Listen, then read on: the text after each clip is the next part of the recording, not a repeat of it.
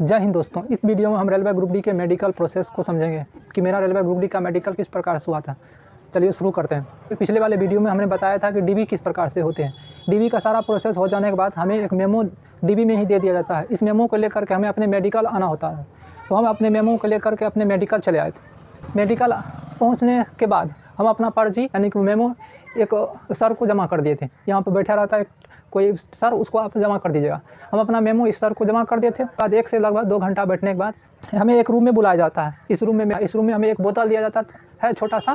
इस बोतल में अपना किसी बाथरूम में जा करके अपना पेशाब फिर इसी रूम में जमा करना होता है। तो हमने अपना पेशाब इस रूम में थोड़ा सा बोतल में लगभग में 10 ग्राम के आसपास यूरिन इस रूम में जमा कर देते। इसी रूम में मेरा ब्लड सैंपल भी ले लिया जाता है। उसके बाद हमें इस रूम से बाहर कर दिया जाता है। फिर यहाँ पर एक दूसरे रूम में बुलाया जाता है। यहाँ पर देख सकते हैं इसी रूम में मेन प्रोसेस होता है। इधर उतना ज़्यादा प्रोसेस नहीं है जितना ज़्यादा यहाँ पर प्रोसेस है। सारा प्रोसेस इसी रूम में हुआ। क्या क्या हुआ इस रूम में प्रोसेस, तो ध्यान से आप सुनिएगा। जैसे इस रूम में पहुँचे तो मेरा सारा कपड़ा, सिर्फ छोटा सा कपड़ा छोड़ करके बाकी मेरा सारा कपड़ा बाहर ही खुला करके फिर अंदर आने को कहा। जैसे अंदर पहुँचे तो सबसे पहले यहाँ पर एक फॉर्म दिया गया। फॉर्म को भर करके फिर उसी के पास आप जमा कर दिए।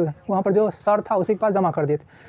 सबसे पहले वे मेरे आँख पर एक टॉर्च दिया गया, थोड़ा सा पावर वाला टॉर्च था, उजला जलने वाला टॉर्च। वो मेरे दोनों आँख पर डाला गया। करीब 5 मिनट तक दोनों आँख पर टॉर्च डालने के तुरंत बाद आगे में एक किताब दे दिया गया और कहा इसको पढ़ने के लिए। तो हमने उसको पढ़ दिया।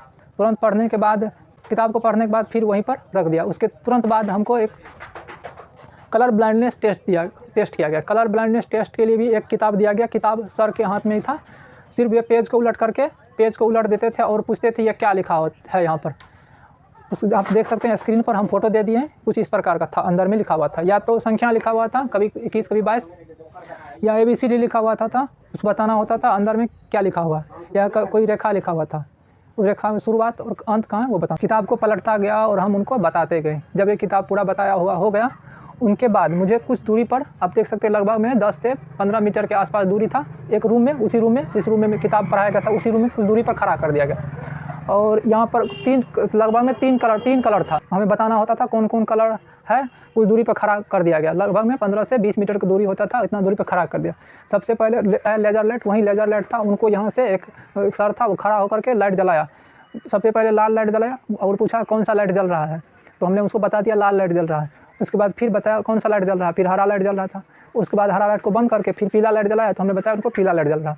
जब ये तीनों चेक हो गया तो ये इसी के बगल में एक खंभा सा था। उस खंभा में सिर्फ सी लिखा हुआ था। छोटा, तो पहले सबसे नीचे में छोटा सी लिखा हुआ था, फिर उसी खंभा में बड़ा सी लिखा हुआ था, फिर उसी खंभा में छोटा सी लिखा हुआ था लकड़ी का। शुरुआत में सिर्फ सी लिखा हुआ था। इस लाइन में बहुत ज़्यादा अधिक मात्रा में सी लिखा हुआ था। फिर थोड़ा सा बड़ा वाला सी लिखा हुआ था, अधिक मात्रा में था। फिर छोटा सा उससे बड़ा हुआ था और सबसे बड़ा वाला सी था। सबसे पहले छोटा सी खड़ा, इतना दूरी पर खड़ा होकर के एक आँख को बंद कर दिया गया और कहा कि बताइए इस सी का मुँह किस दिशा में है।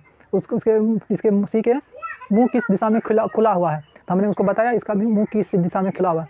अगर जो व्यक्ति जो लड़का इस छोटे वाले सी को बारे में पूरा बता देता है कि इसका मुंह किस तरह से खुला हुआ है दोनों आंख से, तो उनका ये वाला सी को नहीं चेक किया जाता है, क्योंकि छोटा वाला को पढ़ दिया। अगर छोटा वाला को पढ़ दिया उनका आंख बिल्कुल ठीक है, 6/6 आप समझ सकते हैं। जिसको ये छोटा वाला नहीं पढ़ा जाता था उनको उनसे बड़ा वाला पढ़वाया जाता था। अगर छोटा वाला पढ़ दिया तो बड़ा वाला पढ़वाया जाता था। बड़ा वाला भी अगर नहीं पढ़ पाया तो उनसे बड़ा वाला पढ़वाया। अगर वो भी नहीं पढ़ पाया तो फिर उनसे बड़ा वाला पढ़वाया जाता था।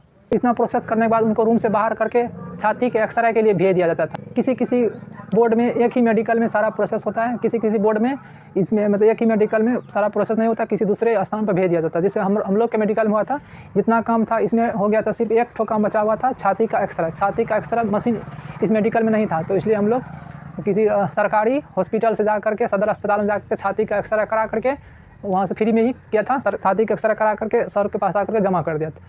इतना प्रोसेस होने के बाद आप कहा कि आप लोग आप घर जा सकते हैं। डीबी में फेल हुआ कि पास हुआ यहाँ पर नहीं बताएगा। वो कहा कि आप लोगों को साइट पर देख लीजिएगा, जब आएगा तब आप देख सकते हैं।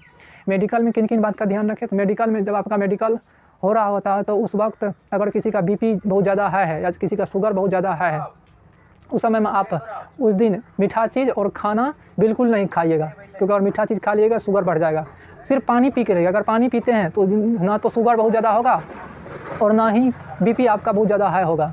तो आप ये काम कर सकते हैं और कोई खास इसमें चेक नहीं होता। एक और बात यहाँ पर आप देख सकते हैं, शुक्रवार शनिवार रविवार लिखा हुआ था। शुक्रवार का मतलब यहाँ पर ये है कि मेरा DB शुक्रवार को हुआ था। क्योंकि जिसका डीबी शुक्रवार को होता है तो उनका 2 रोज़ समझे फालतू चला जाएगा। कौन कौन रोज़? शनिवार और रविवार, क्योंकि शनिवार और रविवार को मेडिकल नहीं होता है। शनिवार रविवार आप बैठे रहिएगा वहीं पर। मेरा घर नज़दीक था तो इसलिए हम शुक्रवार को डीबी करा करके अपने घर चले आए थे, फिर शनिवार को घर पे ही रहे थे, रविवार को फिर यहाँ से शाम को निकल गए थे मेडिकल के लिए। सोमवार को मेरा मेडिकल हुआ था। जब आप वहाँ पर जाइएगा तो अगर किसी का शुक्रवार को अगर डीबी का डेट है तो समझिए शनिवार और रविवार उनका मेडिकल नहीं होगा। आप लोग वीडियो तो देखते हैं लेकिन इन्हें लाइक और सब्सक्राइब नहीं करते हैं। धन्यवाद।